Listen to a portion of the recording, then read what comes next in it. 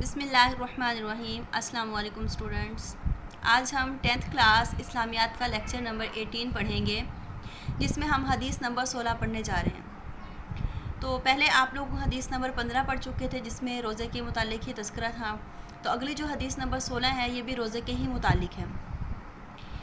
حدیث دیکھیے، حدیث ہے للصائم فرحتان فرحۃ عند افطارہ و فرحۃ عند لقاء ربی۔ ترجمہ ہے اس حدیث کا کہ روزہ دار کے لیے دو خوشیاں ہیں، ایک خوشی افطار کے وقت اور ایک خوشی اپنے رب سے ملاقات کے وقت۔ اس حدیث مبارکہ میں روزہ دار کے لیے دو خوشیوں کا ذکر کیا گیا ہے۔ ایک خوشی کہ جب ہر روزہ دار روزہ افطار کرے گا، اس وقت وہ خوشی محسوس کرے گا، اور دوسری خوشی روزے قیامت اس کو نصیب ہوگی کہ جب وہ اللہ تعالیٰ کا دیدار کرے گا، اپنے رب سے ملاقات کرے گا۔ تو بظاہر جو روزہ ہے وہ ایک مشقت والی عبادت ہے۔ کس طرح کہ دن بھر انسان بھوکا پیاسا رہتا ہے، نہ کچھ کھاتا ہے نہ کچھ پیتا ہے، بلکہ اپنے رب کے حکم کی تعمیل میں رہتا ہے، لیکن افطار کے وقت جب وہ بھوک پیاس کی حالت میں ہوتا ہے تو اس کو کھانے کے لیے اللہ تعالیٰ کی طرف سے نعمتیں ملتی ہیں، تو اس کو خوشی حاصل ہوتی ہے۔ اور جب وہ بھوک پیاس کی حالت میں اللہ کی نعمتوں سے فیضیاب ہوتا ہے تو بہت زیادہ وہ خوشی محسوس کرتا ہے، اور آخرت میں جب وہ اپنے رب کا دیدار کرے گا تو اس وقت بھی اس کی خوشی کی کوئی حد نہ ہوگی۔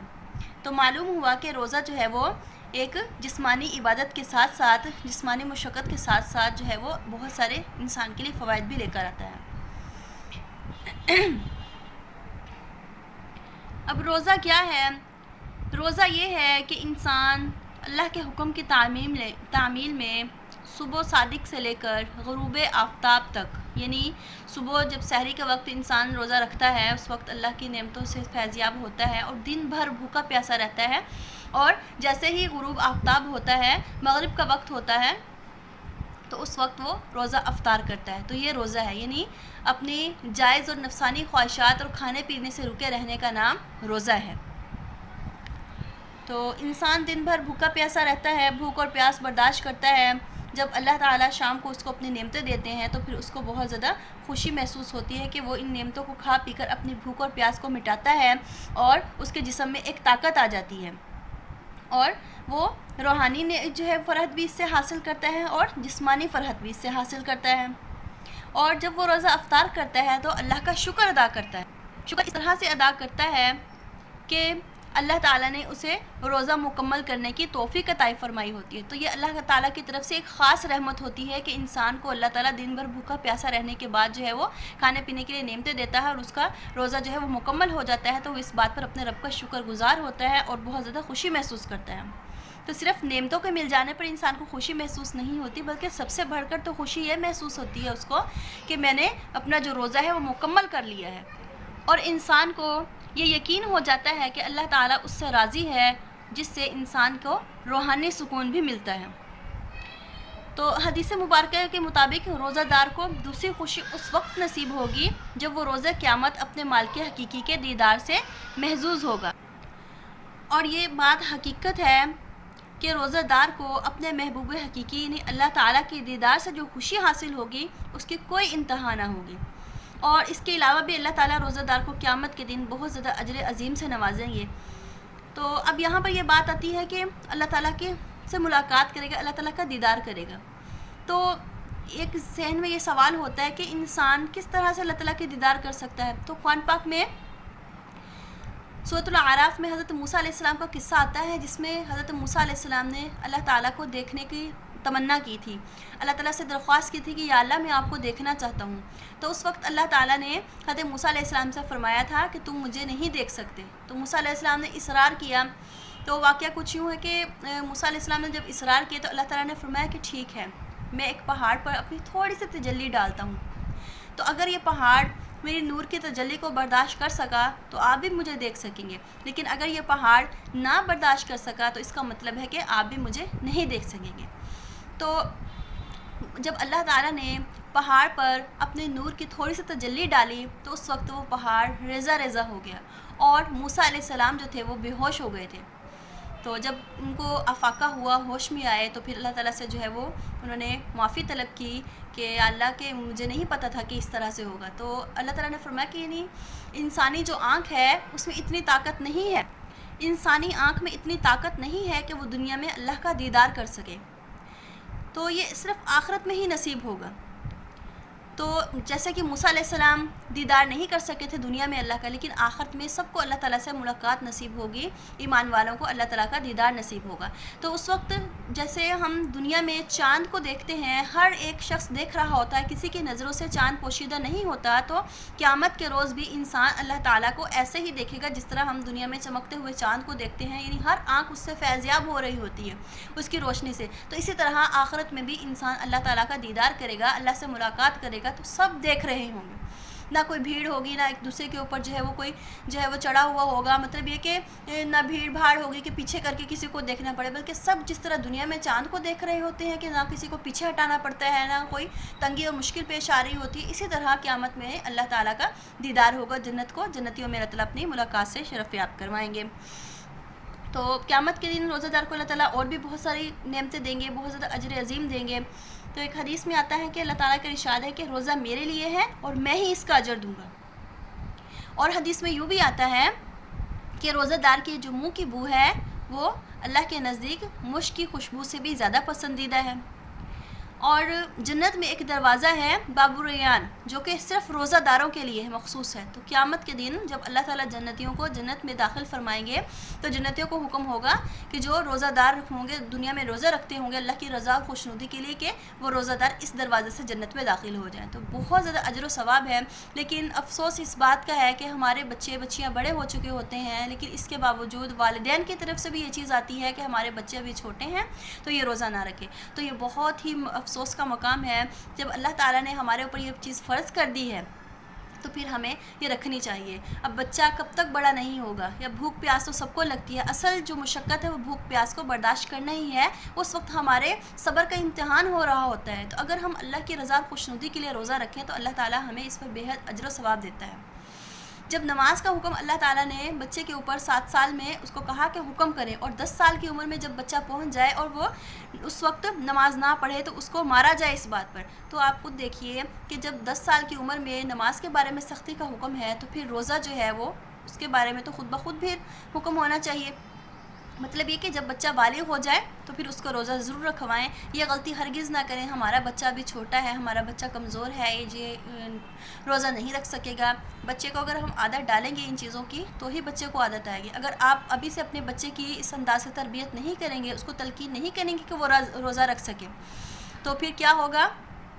کہ بچہ کبھی بھی اس چیز کو نہیں کرے گا۔ تو اسٹوڈنٹس، آپ کو یہ چاہیے بیٹا کہ جو روزہ نہیں رکھتے ہیں تو وہ ضرور جو ہے وہ روزوں کا اہتمام کرے، اور جب آپ ایک مرتبہ روزہ رکھ لیں گے تو انشاءاللہ اللہ تعالیٰ خود ہی آپ کو توفیق دے گا کہ روزہ آپ مکمل کر سکیں۔ تو کسی بچے نے یہ چیز نہیں سوچنی کہ روزہ جو ہے وہ اس میں مجھے بھوک لگے گی، مجھے پیاس لگے گی، ہائے گرمی بہت زیادہ ہے۔ اگر آپ یہ چیز سوچیں گے تو آپ کبھی بھی نہیں رکھ سکیں گے روزہ۔ لیکن اگر آپ صرف یہ سوچیں گے کہ اللہ تعالیٰ کی رضا اور خوشنودی کے لیے میں روزہ رکھنے لگا ہوں، اللہ تعالیٰ مجھے اس پر بے حساب اجر و ثواب دے گا، آخر میں اللہ تعالیٰ مجھے اپنا دیدار کروائے گا، مجھے جنت میں داخل فرمائے گا، اور سب سے بڑی بات یہ کہ اللہ نے یہ فرما دیا ہے کہ روزہ دار کے منہ کی بو جو ہے وہ میرے نزدیک مشک کی خوشبو سے بھی زیادہ پسندیدہ ہے۔ تو آپ کا کیا خیال ہے کہ آپ کو اور زیادہ اجر نہیں اس پہ ملے گا؟ بہت زیادہ اجر ملے گا آپ کو اللہ تعالیٰ کی طرف سے۔ ایک دفعہ روزہ رکھ کے تو دیکھیں۔ کسی نے یہ بات نہیں سوچنی کہ مجھ سے روزہ پورا نہیں ہوگا۔ اللہ تعالیٰ جب انسان کو روزہ رکھنے کی توفیق دیتا ہے تو اس کو مکمل کرنے کی بھی توفیق دیتا ہے، اس لیے آپ روزوں کا اہتمام کیجیے گا۔ انشاءاللہ اس سال نہیں، اب تو رمضان شریف گزر چکا ہے، تو جن بچوں نے رکھے بہت اچھی بات ہے، جنہوں نے نہیں رکھے تو دعا ہے کہ اللہ تعالیٰ ان کو بھی توفیق دے کے وہ بھی روزے رکھ سکیں۔ اور آئندہ سال آپ سب عہد کر لیں کہ انشاءاللہ ہم نے روزے ضرور رکھنے ہیں، گرمی ہو چاہے سردی ہو، جو بھی ہے اللہ تعالیٰ کی رضا کے لیے جب ہم روزہ رکھیں گے تو اللہ تعالیٰ ہمیں بے حساب اجر و ثواب عطا فرمائے گا۔ اور آپ کو یہ بھی معلوم ہونا چاہیے کہ جب انسان قبر میں رکھا جاتا ہے تو جو نماز ہوتی ہے اس کے جو روزے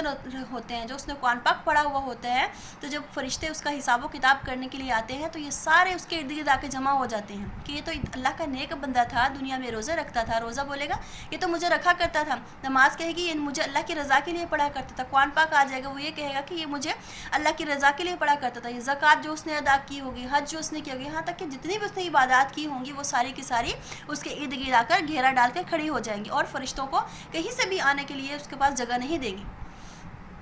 اگر کوئی اس سے گناہ سرزد ہو گیا ہوگا، عذاب والے فرشتے آئیں گے تو کبھی اس تک نہیں پہنچ سکیں گے، یہ ساری عبادات اس کو گھیر کر کھڑی ہو جائیں گی۔ اس طرح جیسے ایک ماں جو ہے وہ اپنے بچے کو اپنی گود میں چھپا لیتی ہے، ہر کسی مصیبت اور پریشانی سے اس کو دور رکھنے کی کوشش کرتی ہے، اسی طرح یہ عبادات ہمیں آخرت میں بچائیں گی، ہمیں قبر کے عذاب سے بچائیں گی۔ تو اس لیے آپ لوگ اس چیز کا اہتمام کیا کریں، 5 وقت نماز کی ادائیگی کیا کریں، روزے ہیں روزے رکھا کریں، قرآن پاک مکمل جو ہے وہ پڑھا کریں، روزانہ اپنی روٹین بنا لیں قرآن پاک پڑھنے کی، چاہے آپ تھوڑا سا ہی پڑھیں لیکن ڈیلی جو ہے وہ اس کی تلاوت ضرور کیا کریں۔